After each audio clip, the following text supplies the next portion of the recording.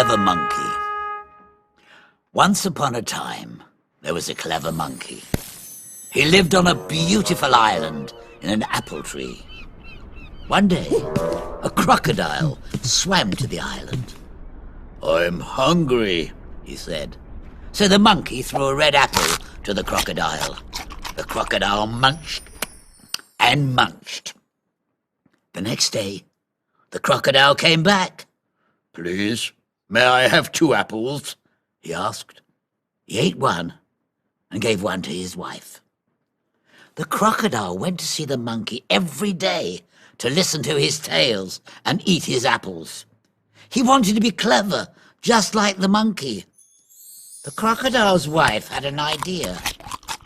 "Why don't you eat his heart? Then you'll be clever, just like him." The next day, he said to the monkey, "Come to my house. We'll have lunch together to thank you for the apples." But when he arrived, the crocodile snapped and said, "Monkey, I want to eat your heart so I can be as clever as you." The clever monkey thought quickly and said, "But I haven't got my heart here. It's on the island, in the apple tree." They all went back to the island. "Wait here, and I will get my heart," said the monkey. The monkey quickly climbed a tree and sat at the top. "Oh, crocodile, you are greedy. Of course you can't have my heart. And now you can't have my apples." And the clever monkey laughed and laughed.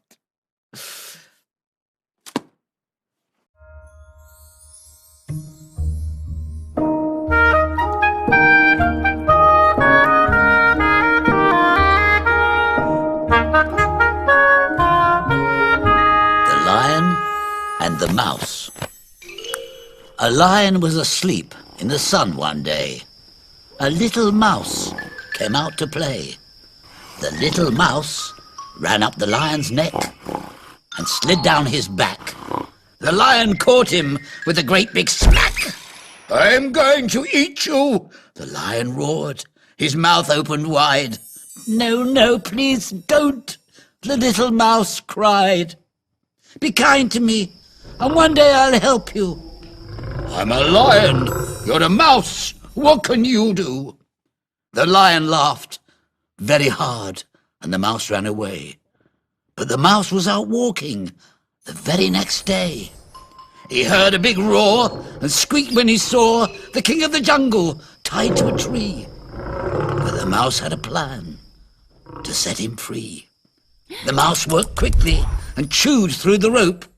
The lion said, "Oh, little mouse, I had no hope. You were right, little mouse. Thank you. I'm free. You're the best friend there ever could be."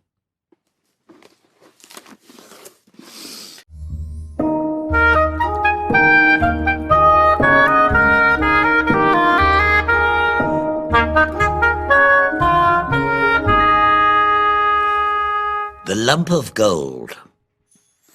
Paul was a very rich man, but he never spent any of his money. He was scared that someone would steal it.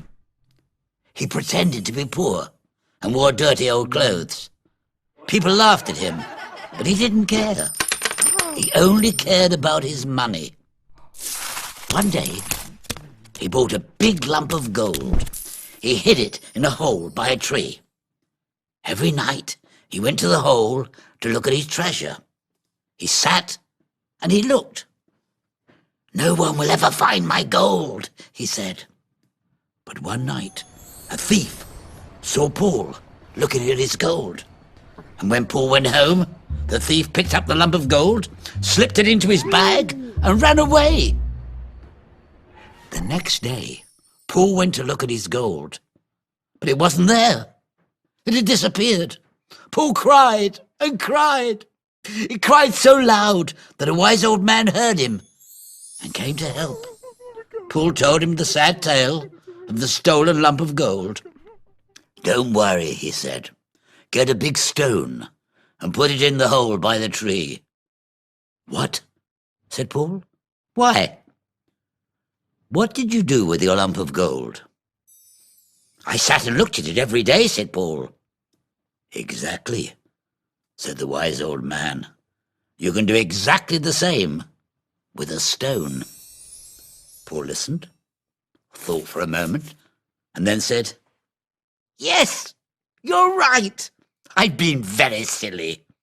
I don't need a lump of gold to be happy."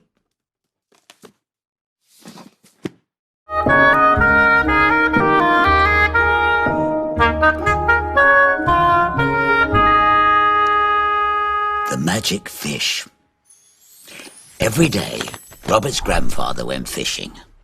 One day, Robert asked to go too. "Well, I want to catch the magic fish. The first person to eat it will become the cleverest person in the world. Can you help me?" "Yes," said Robert, and they went fishing. First, they caught a yellowfish with purple spots. "Wow! Is that the magic fish?" asked Robert. "No," said his grandfather. Then they caught a bluefish with the red stripes. "Is that the magic fish?" asked Robert. "No," said his grandfather. Suddenly, they caught a big, beautiful silverfish with pink and green diamonds. Robert's grandfather jumped for joy. It was the magic fish. They started to cook the fish, and his grandfather went to get some more wood. He asked Robert to watch the fish, but not to eat any of it. Robert watched the fish very carefully. He saw a tiny bubble on its tail and touched it with his finger. Pop! The bubble burst. The fish was very hot and burnt his finger. Ouch! He put his finger in his mouth. When his grandfather came back, he saw that something was different. "Did you touch the fish?" asked his grandfather. "Yes, I'm sorry," said Robert. His grandfather sighed a happy sigh and gave Robert a big hug. "The magic fish chose you. You are the cleverest boy in the world, and I am the proudest grandfather ever."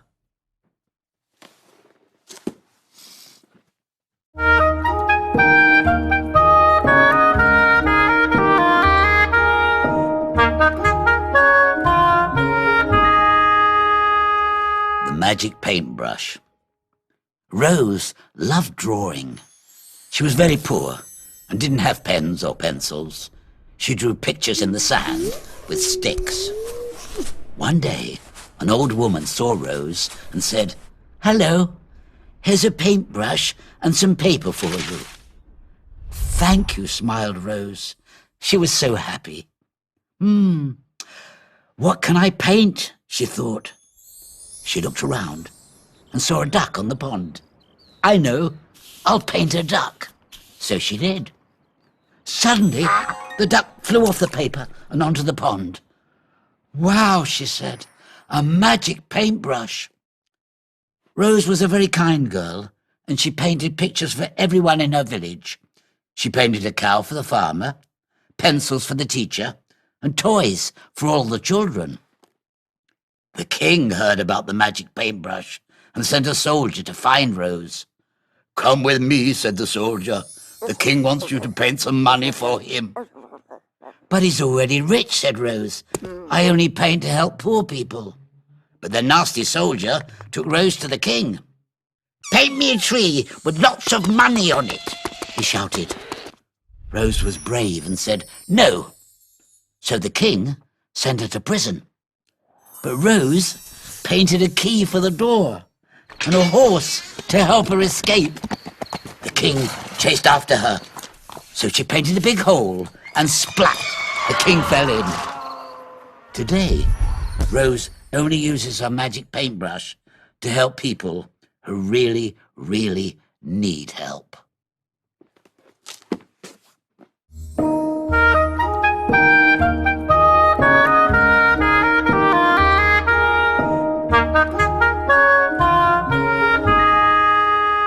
Sneaky Rabbit.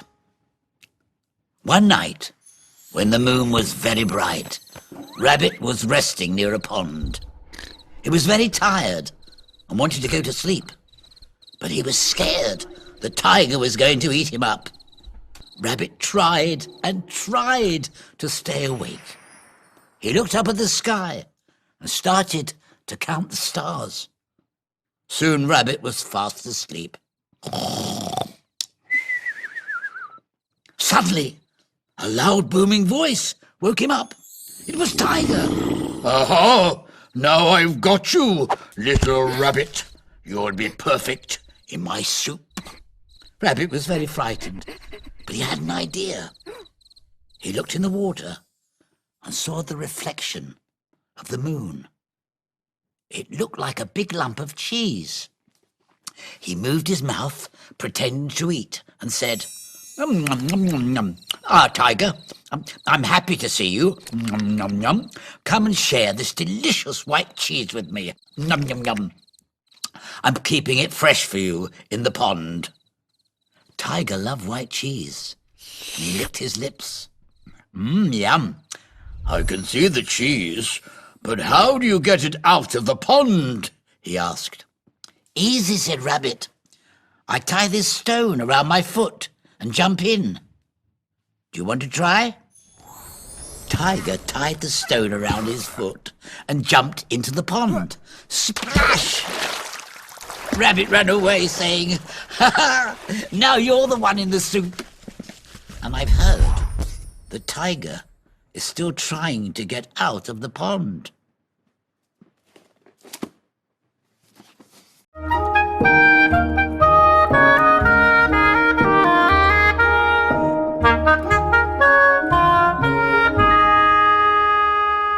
The Ugly Duckling. Mummy Duck lived on a farm. In her nest, she had 5 little eggs and 1 big egg. One day, the 5 little eggs started to crack. Tap, tap, tap. 5 pretty yellow baby ducklings came out. Then the big egg started to crack. Bang, bang, bang! 1 big, ugly duckling came out.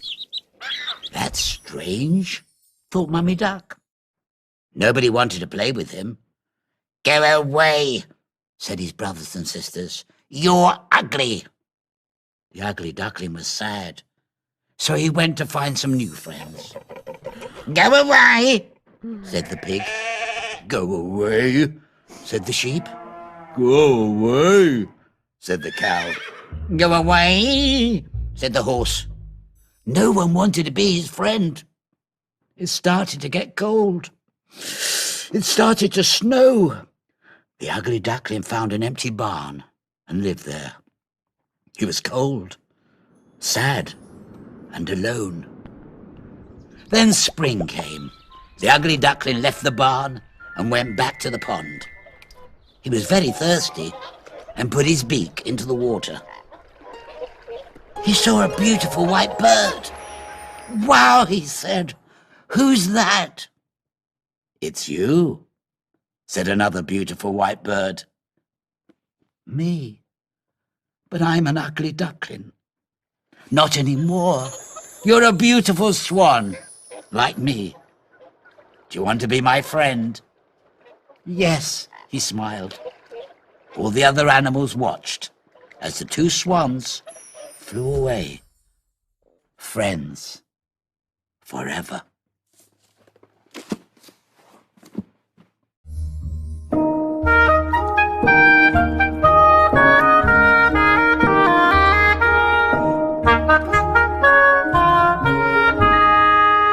The Bird King.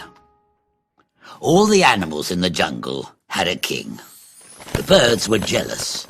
They wanted a king too. Let me be king. Look at my wonderful colours, said the beautiful parakeet. No, no, said the miner. I can speak and talk to the other animals. I should be king. Then I have a fantastic beak, said Toucan. I want to be the Bird King. I know, said the macaw. Why don't we have a competition? The bird who can fly the highest will be the Bird King. Everyone thought this was an excellent idea, especially the eagle. Make me king now, he said. I am the strongest, and I can fly the highest. Ah, said a little voice, but you might not win. Ha ha! Laughed the eagle. You can't beat me, little sparrow. We'll see, said the sparrow. The race began, and all the birds flew high into the sky. They flew higher and higher, and the eagle flew the highest. Ha! I told you, squawked the eagle. I am the king. But the sparrow was hiding under the eagle's wing. Suddenly, he flew higher than the eagle's head. The sparrow was the highest bird of all. He won the competition. And the sparrow was the new bird.